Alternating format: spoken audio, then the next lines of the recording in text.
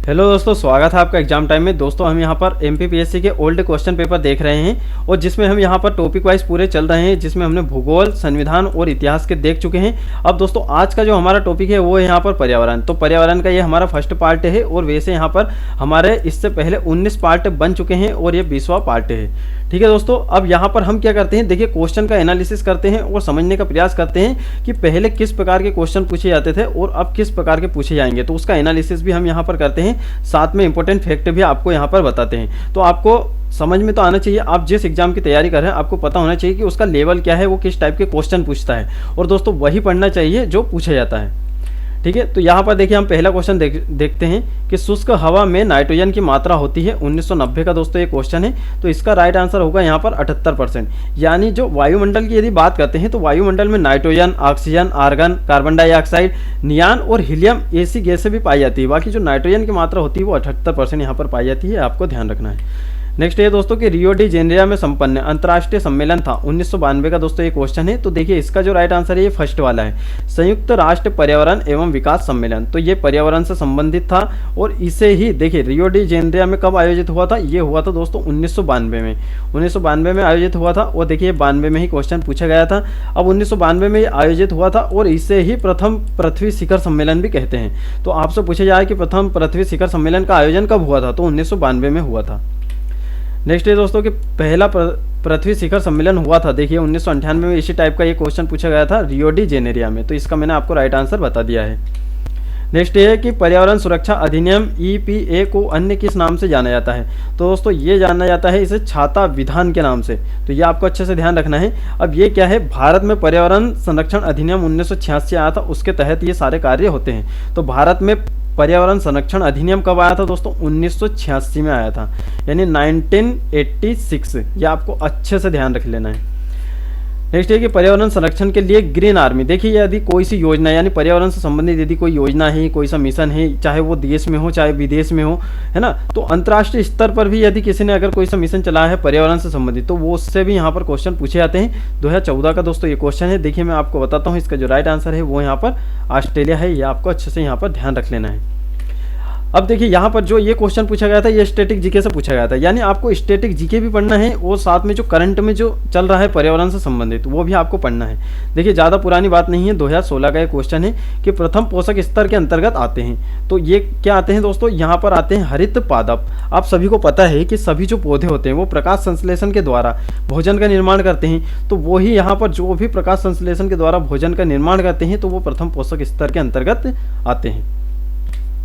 Next ये कि स्वच्छ जल समुदाय में लैंटिक आवास, यहाँ पर आप ध्यान दीजिएगा, लैंटिक आवास का उदाहरण है 2014 का एक क्वेश्चन है। अब देखिए यहाँ पर भी तालाब दिया है, यहाँ दलदल दिया है, यहाँ झील, यहाँ नदी, यहाँ तालाब, यहाँ नदी। अब इसमें चाहे तो उपयुक्त सभी भी आ सकता है। बाकी इसका जो राइट आंसर है वो है यहाँ पर दोस्तों तालाब और ये दलदल। ठीक है, तालाब एवं दलदल। अब ये क्यों आया, क्योंकि देखिए यहाँ पर जो ये स्वच्छ जल का समुदाय है लैंटिक आवास, तो ये लैंटिक आवास जो दोस्तों होते हैं वो कहाँ होते हैं, स्थिर जल में होते हैं। स्थिर जल यानी रुका हुआ जल। देखिए जैसे कि ये तालाब है तो तालाब में जो जल है वो रुका हुआ है। बाकी इन दोनों में नदियाँ ऐड है, यानी नदी का जो जल होता है वो कैसा होता है दोस्तों, बहता हुआ होता है। ठीक है, तो ये आपको ध्यान रखना है। तो लैंटिक आवास स्थिर जल को कहते हैं। तो ये तालाब और दलदल, तालाब दलदल के अलावा भी यहाँ पर जो आर्द्र भूमि होती है जहाँ पर जो पानी में घास उगते हैं, उसके बाद में तालाब, झील, जलाशय, जो ठहरा हुआ जल होता है, ये आपको ध्यान रखना है। नेक्स्ट है दोस्तों कि साइलेंट वैली परियोजना निम्नलिखित में से किस राज्य से संबंधित है। तो दोस्तों इसका राइट आंसर होगा यहाँ पर केरल। ये आप सभी को पता है। और देखिए पर्यावरण से संबंधित जो भी जितनी भी योजनाएं हैं तो ये आपको ध्यान रखना है। अब ये क्या है, शांत घाटी में स्थित है साइलेंट वैली, और जो शांत घाटी जो क्षेत्र है उसे बायोस्फीयर रिजर्व भी घोषित किया गया है, ये भी आपको ध्यान रखना है। अब देखिए यहाँ पर आपको एक काम और करना है, जितने भी भारत में राष्ट्रीय उद्यान है और राष्ट्रीय अभ्यारण्य है, अभ्यारण्य और राष्ट्रीय उद्यान और उसके बाद में biosphere reserve, total biosphere reserve की संख्या अभी शायद 18 है। तो ये आप एक बार कंफर्म कर लीजिएगा, 18 है। तो ये देखिए 18 बायोस्फीयर रिजर्व भी आपको पता होना चाहिए कहाँ कहाँ उनकी लोकेशन है। और राष्ट्रीय उद्यान और अभ्यारण्य में क्या करना है, आपको महत्वपूर्ण याद कर लेना है। ठीक है दोस्तों, अब नेक्स्ट की बात कर लेते हैं कि रेड डाटा बुक या फिर रेड लिस्ट से संबंधित संगठन कौन सा है, 2014 का क्वेश्चन है। तो दोस्तों इसके लिए आप सिर्फ एक ही यहाँ पर संगठन याद रखोगे, ये है IUCN। ठीक है दोस्तों, IUCN, यानी ये I और ये U और ये CN, है ना, ये आपको अच्छे से ध्यान रखना है। अब ये दोस्तों क्या कहता है, ये प्रकृति एवं प्राकृतिक संसाधन का अंतर्राष्ट्रीय संरक्षण संघ है। और ये क्या कहता है, संकटग्रस्त पौधे हो चाहे पशु हो, तो पशु जातियों की इनके जो भी विलुप्त के कगार पर आती है तो उनकी एक सूची तैयार करता है, तो वो रेड डाटा बुक कही जाती है। अब नेक्स्ट है दोस्तों कि ग्रीन हाउस प्रभाव क्या है, 1991 का दोस्तों ये क्वेश्चन है। देखिए ग्रीन हाउस प्रभाव में सिंपल सा आप याद रखिए कि पृथ्वी के वायुमंडल में यानी वातावरण में वृद्धि या फिर गर्म होना, तो पृथ्वी का वायुमंडल गर्म होना, तो बस यही है ग्रीन हाउस प्रभाव। तो दोस्तों यहाँ पर देखिए ये गैसों के वायुमंडल में जमा होने से पृथ्वी के वातावरण का गर्म होना, यही क्या है, ग्रीन हाउस प्रभाव। ये आपको इतना सा ध्यान रखना है।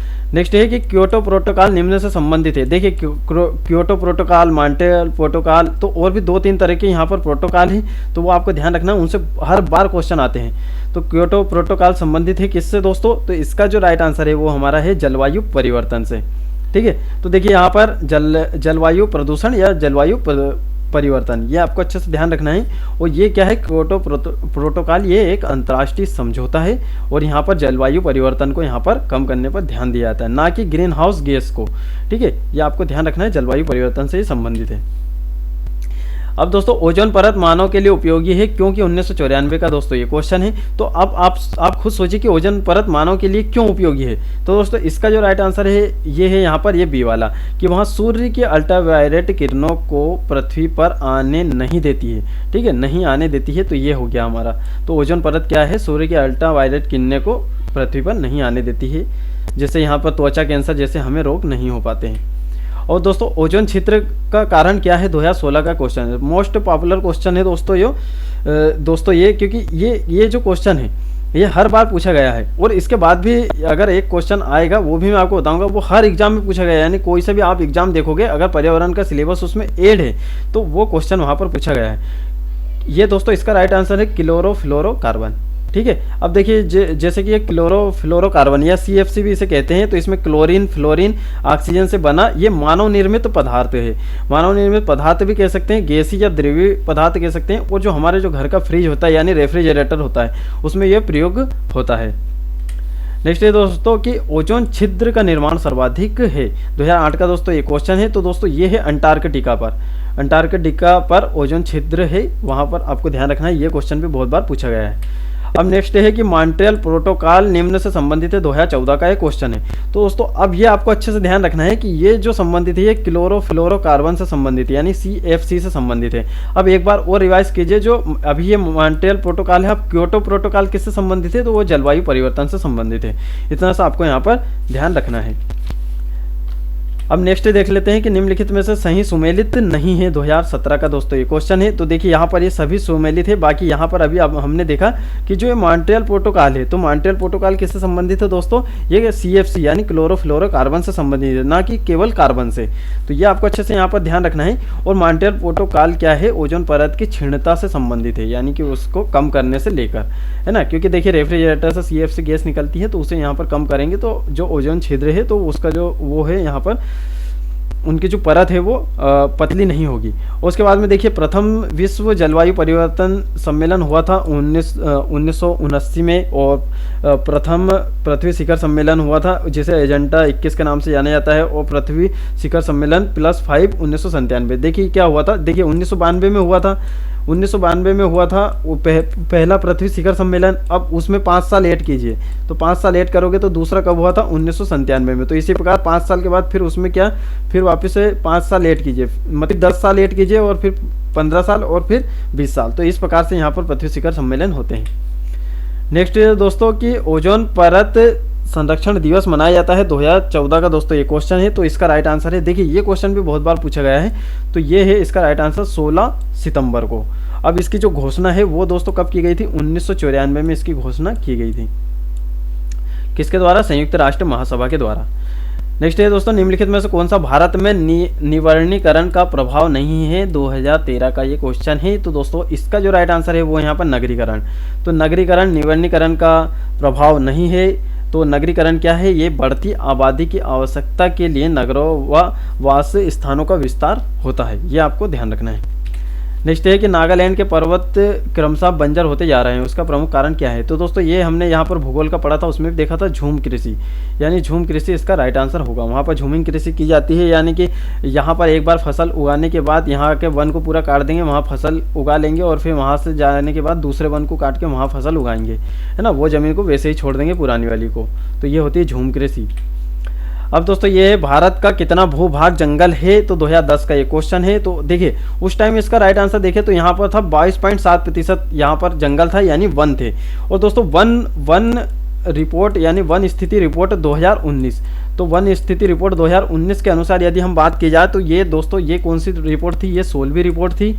ये आपको पहला ध्यान रखना है, और प्रत्येक 2 वर्ष बाद ये प्रकाशित होती है। और अभी इसके अनुसार अगर वन देखें तो ये है 24.56% वन है टोटल भारत में। और सर्वाधिक वनावरण प्रतिशत में यदि सबसे ज़्यादा वनावरण प्रतिशत की बात की जाए तो दोस्तों वो मिजोरम है 85.41%। और दोस्तों अगर ऐसा पूछा जाए कि सर्वाधिक वन क्षेत्रफल कहाँ पर है तो दोस्तों वो मध्य प्रदेश में है। ये आपको अच्छे से कंफर्म कर लेना है।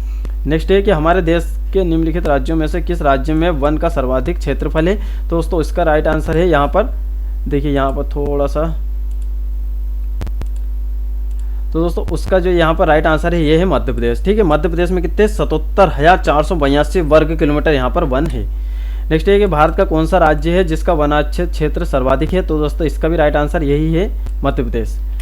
अब नेक्स्ट है कि भारत में वन्य जीव संरक्षण किस वर्ष लागू किया था। 2016 का दोस्तों ये क्वेश्चन है। तो दोस्तों इसका जो राइट आंसर है वो यहाँ पर 1972 में यहाँ पर वन्य जीव संरक्षण लागू किया गया था। 1973 में टाइगर प्रोजेक्ट लागू किया गया था, ये आपको ध्यान रखना है। नेक्स्ट है दोस्तों कि निम्नलिखित में से कौन सी संस्था पर्यावरण से संबंधित नहीं है। 2016 का क्वेश्चन है। तो दोस्तों इसका देखिए यहाँ पर देखिए विज्ञान और पर्यावरण, अब इसमें पर्यावरण आ ही गया है तो ये पर्यावरण से संबंधित है।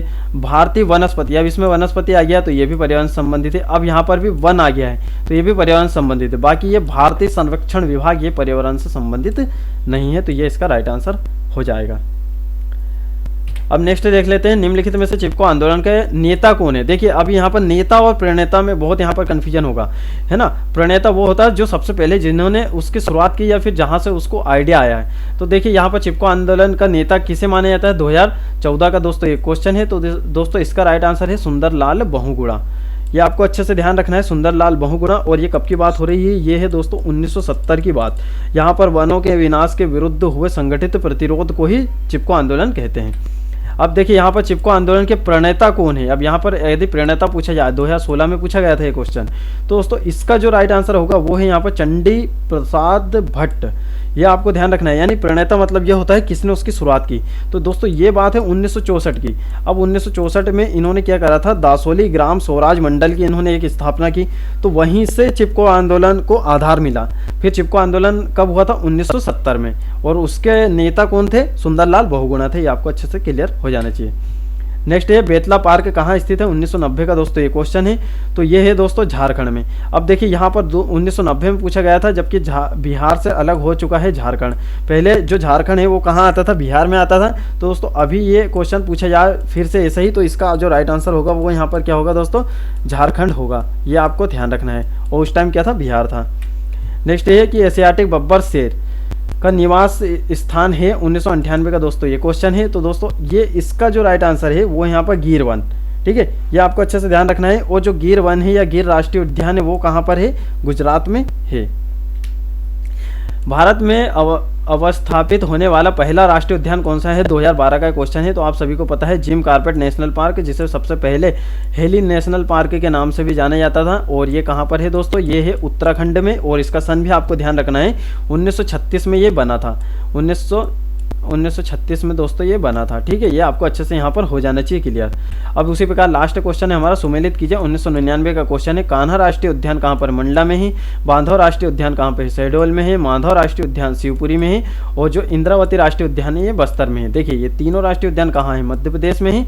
और जो ये बस्तर है ये वाला कहाँ पर है, छत्तीसगढ़ में है। आपको ध्यान रखना है। तो ये हमने यहाँ पर राइट ही टिक करके रखे थे। तो दोस्तों इस प्रकार से पर्यावरण में पूछे जाते हैं। अब आपको समझ में आ गया होगा कि आपको राष्ट्रीय उद्यान, अभ्यारण्य, बायोस्फीयर रिजर्व ये अच्छे से याद होना चाहिए। जो भी पहले पहले राष्ट्रीय उद्यान है उनका सन तक आपको पता होना चाहिए। और मध्य प्रदेश के तो जितने भी 11 या 12 राष्ट्रीय उद्यान हैं तो उनको भी आप अच्छे से कर लीजिएगा। तो इस प्रकार से देखिए आपको इन छोटे छोटे प्रश्नों में नहीं उलझना है ना। तो ये आपके सही होना ही चाहिए। तो इस प्रकार से क्वेश्चन पूछे जाते हैं दोस्तों पर्यावरण के। बाकी और पर्यावरण के 1 से 2 वीडियो और आएंगे तो उसमें हमारा सारा पर्यावरण का पूरे क्वेश्चन हो जाएंगे जो भी अभी तक पूछे गए हैं, क्योंकि पर्यावरण एक छोटा टॉपिक है तो इससे कम ही प्रश्न पूछे जाते हैं। ठीक है दोस्तों, मिलते हैं फिर नेक्स्ट वीडियो में।